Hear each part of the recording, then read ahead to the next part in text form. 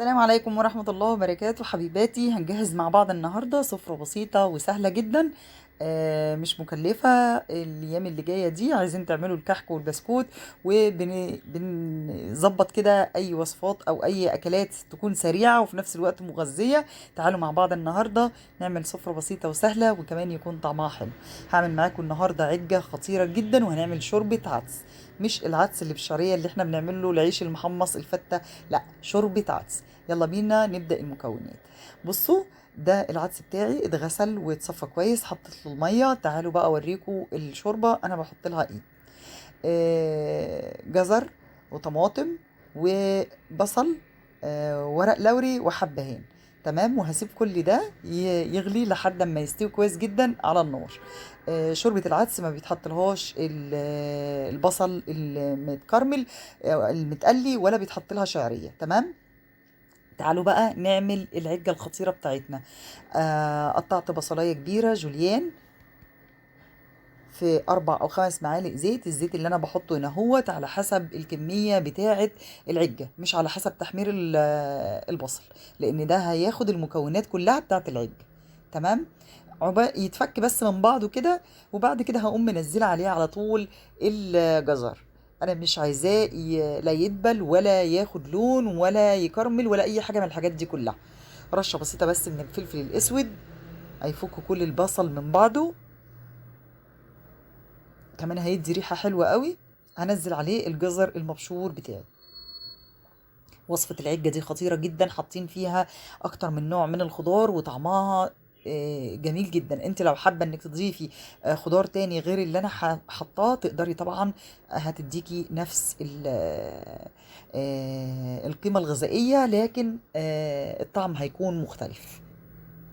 عايزة اقول لكم على حاجة، الثوابت في العجة، الدقيق مع المية والبيض. غير كده الخضار اللي احنا بنفضله هو ده اللي ممكن نغير.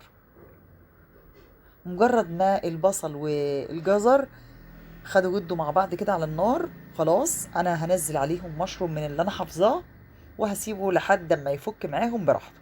تعالوا بقى نحضر الخليط بتاع البيض. عندي كوباية ونص من المية، او كوباية من المية هحط عليها 5 معالق من الدقيق، يا 5 معالق مليانين يا 6 معالق ممسوحين، ايا كان. هحط معلقة صغيرة من البيكنج باودر.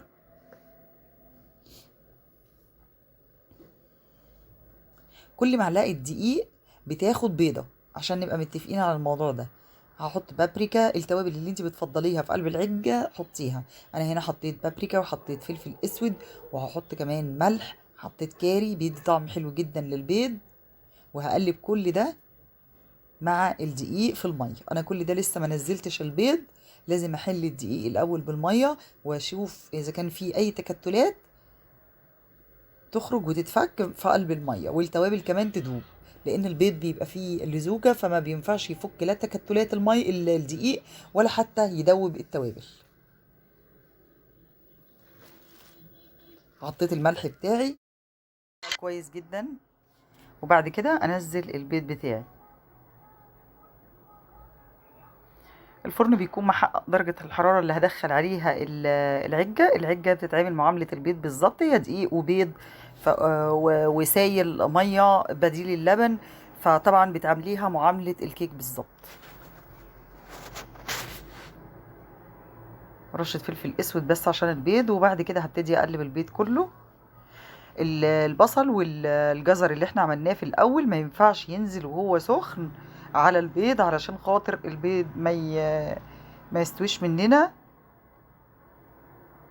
في قلب الوصفة.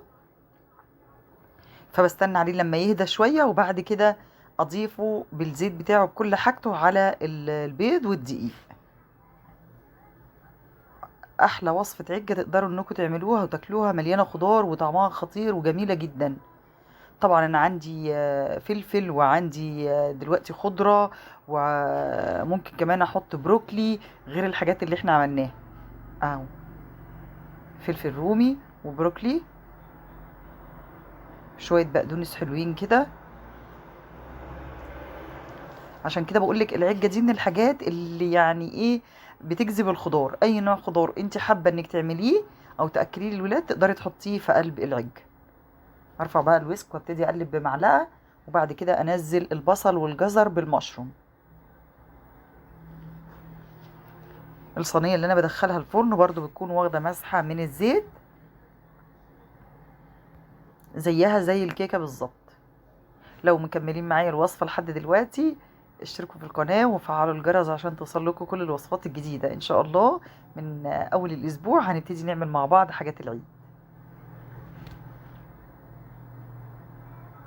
كل الناس اللي بتجرب ورايا الوصفات الحمد لله بتطلع معاها الحاجة مظبوطة جدا، وده شيء بيبسطني. بس في حاجة مزعلاني، انتوا بتكملوا الفيديو للآخر وبتتفرجوا على الوصفة، ما مش عارفة ما بتعملوش لايك ليه يا جماعة. هقلب بقى كويس الخضار جدا، وبعد كده انزله في الصينية بتاعتي.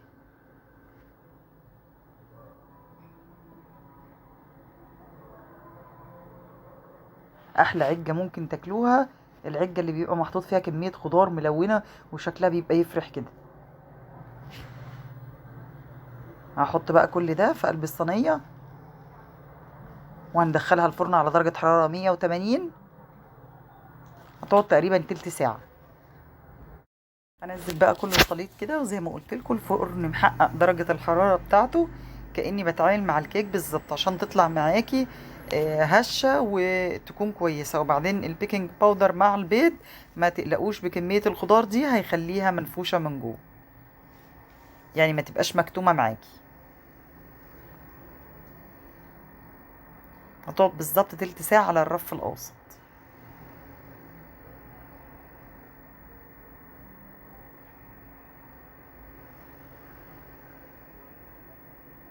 تعالوا بقى بعد ما ندخلها، هاخد العدس هشيل القشرة بتاعته الشوربة، هشيل قشرة الطماطم ديت وهضرب شوربة العدس واحط عليها الملح والكمون، حاجة بسيطة جدا من معجون الطماطم بتاع البرطمان، واضربها وتبقى جاهزة الشوربة. تعالوا نشوف لون الشوربة بتاعتنا.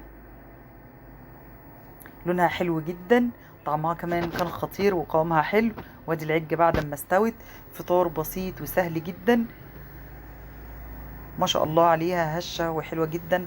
بطاطس ومخلل طماطم وشوية جرجير. عملت كمان